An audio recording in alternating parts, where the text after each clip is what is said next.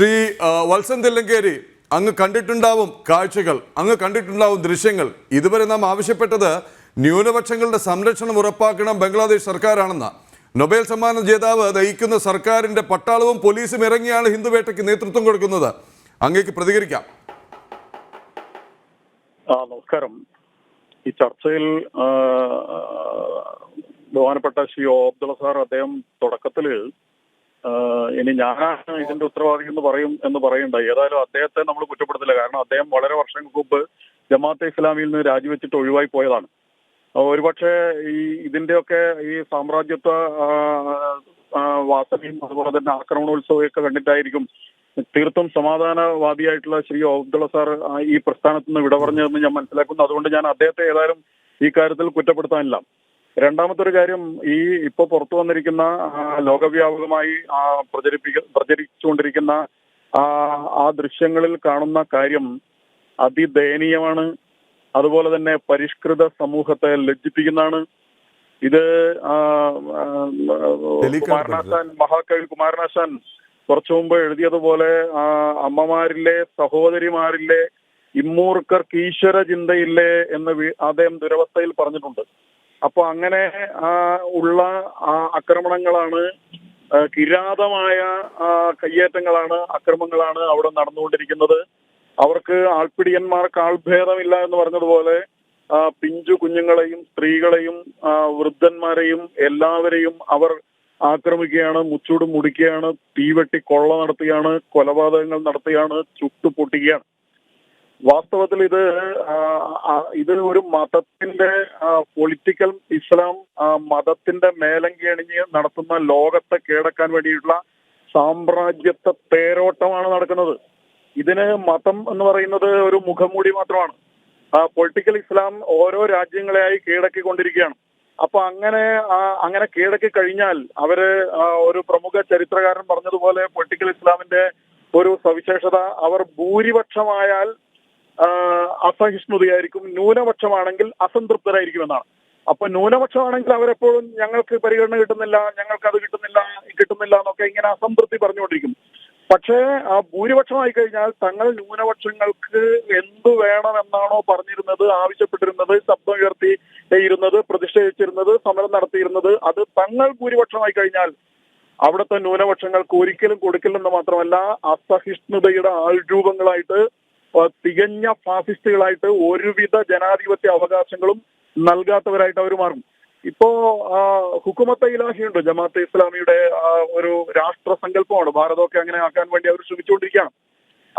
അവര് മൗദൂദിയുണ്ട്, മൗദൂദിയുടെ ഒരു കാഴ്ചപ്പാട് തന്നെയാണ്. മൗദൂദി എഴുതിയിട്ട് ജമാഅത്തെ ഇസ്ലാമിയുടെ കോഴിക്കോട് നിന്ന് പ്രസിദ്ധീകരിച്ച ജനാധിപത്യം, മതേതരത്വം, ദേശീയത എന്ന് പറയുന്ന പുസ്തകമുണ്ട്. ശ്രീ അബ്ദുള്ള സാറിനൊക്കെ അത് മനപ്പാടമാണ് ആ പുസ്തകം. ആ പുസ്തകത്തിൽ പറയുന്ന ഒരു കാര്യമുണ്ട്, ജനാധിപത്യം, മതേതരത്വം, ദേശീയത എന്നിവയുമായി യോജിക്കുന്ന ഒറ്റ പോയിന്റും ഇസ്ലാമിലില്ല എന്ന് ജമാഅത്തെ ഇസ്ലാമിയുടെ സ്ഥാപകൻ തന്നെ പറഞ്ഞിട്ടുണ്ട്. അവർക്ക് ജനാധിപത്യം ഇല്ല, അവർക്ക് മതേതരത്വം ഇല്ല, ദേശീയത ഇല്ല എന്നുള്ളത് നമുക്ക് മനസ്സിലാക്കാം. പക്ഷെ ജനാധിപത്യം എന്താണ്? ജനാധിപത്യം വിയോജിക്കാനുള്ള സ്വാതന്ത്ര്യമാണ്. മനുഷ്യനിലൂടെ അവകാശമുണ്ട്. ഇവിടെ ജനിച്ചു വീഴുന്ന മനുഷ്യൻ, ആ മനുഷ്യനെ ഇവരുടെ കാഴ്ചപ്പാടനുസരിച്ച് എല്ലാം അള്ളാഹുവിന്റെ പടത്തല്ലേ, എല്ലാം അള്ളാഹുവിന്റെ സൃഷ്ടിയല്ലേ, എല്ലാവർക്കും ഇസ്ലാം സ്വീകരിക്കാൻ പറ്റുമോ? ഇനി അല്ലെങ്കിൽ എനിക്കിപ്പോ ഇസ്ലാം സ്വീകരിക്കാൻ സാധിക്കാത്തത് ചിലപ്പോ എനിക്ക് നിങ്ങൾ പറയുന്ന പോലെ ഇസ്ലാമിന്റെ മഹത്വം അറിയാത്തതുകൊണ്ടോ അല്ലെങ്കിൽ നിങ്ങൾ ഞങ്ങളെ അറിയിക്കാത്തതുകൊണ്ടായിരിക്കും എനിക്ക് ഇസ്ലാം സ്വീകരിക്കാത്തത്. അങ്ങനെയുള്ള എന്നെ എന്തിനാണ് കൊല്ലുന്നത്? അല്ലെ എന്റെ കുടുംബത്തെ എന്തിനാണ് നശിപ്പിക്കുന്നത്? എന്തിനാണ് എന്റെ വ്യാപാര സ്ഥാപനങ്ങൾക്ക് തീവെക്കുന്നത്? എന്തിനാണ് ഇങ്ങനെ മതത്തിന്റെ പേരിൽ ഇങ്ങനെ ആക്രമണങ്ങൾ നടത്തുന്നത്? ലോകവ്യാപകമായി ഇതാണല്ലോ നടക്കുന്നത്. അപ്പോ എന്താണ് ചെയ്യേണ്ടത്? യഥാർത്ഥ ഇസ്ലാം മത വിശ്വാസികൾ അവര് ഇത് മതമല്ലെങ്കിൽ ഇത് മതമാണെങ്കിൽ, ഇത് മതത്തിന്റെ പേരിലുള്ള മതമാണെങ്കിൽ അവരിതിനെ തള്ളിപ്പറയണം.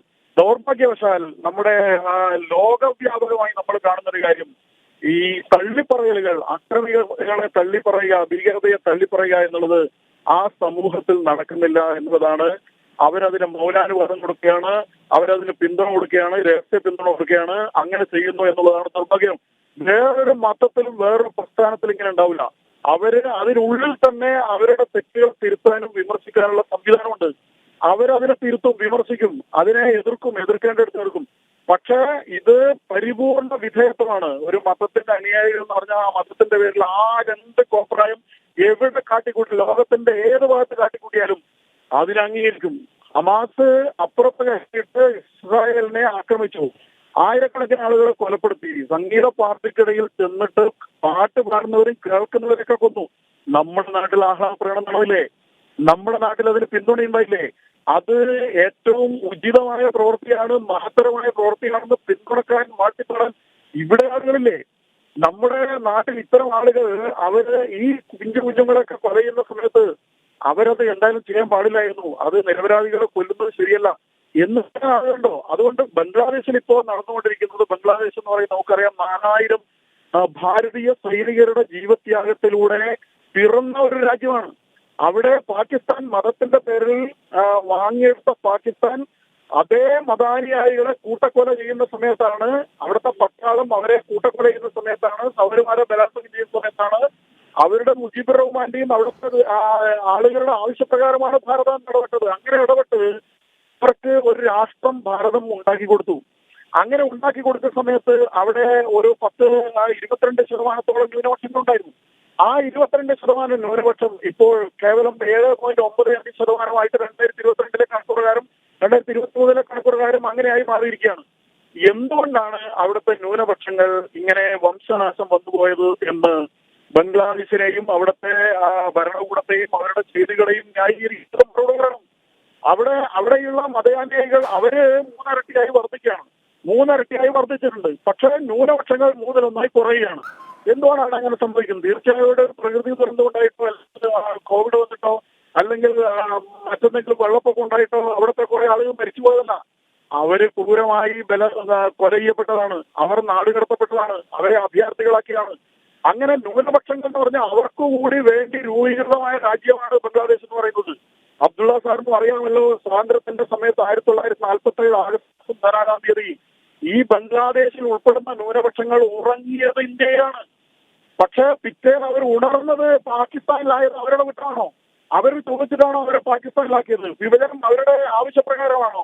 അവർ പ്രക്ഷോഭം നടത്തിയിട്ടാണോ? അവർ സമരം നടത്തിയിട്ടാണോ?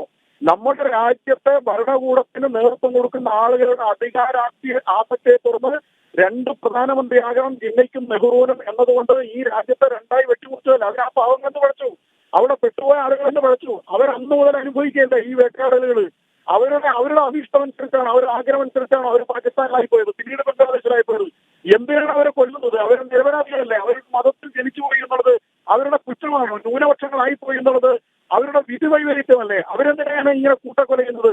ഒരു മനുഷ്യാവകാശമില്ലാതെ, ഒരു ന്യൂനപക്ഷാവകാശമില്ലാതെ, ഒരു തരത്തിലുള്ള പൗരാവകാശവും ഇല്ലാതെ എല്ലാം നിഷേധിക്കപ്പെട്ട് ആ മനുഷ്യരെ പുഴുക്കളെ പോലെ കൊല്ലുന്നത് ഏത് മതത്തിന്റെ പേരിലായാലും ഒരു തരത്തിലും അംഗീകരിക്കാൻ കഴിയുന്നില്ല. ഇത് മതമല്ല, ഇത് പ്രാകൃതമാണ്, ഇത് അനാഗരികമാണ്, അപരിഷ്കൃതമാണ്. ഇതിനെ ന്യായീകരിക്കുന്നവർ എല്ലാവരും ഈ മനോഗതിയുള്ളവരാണ്.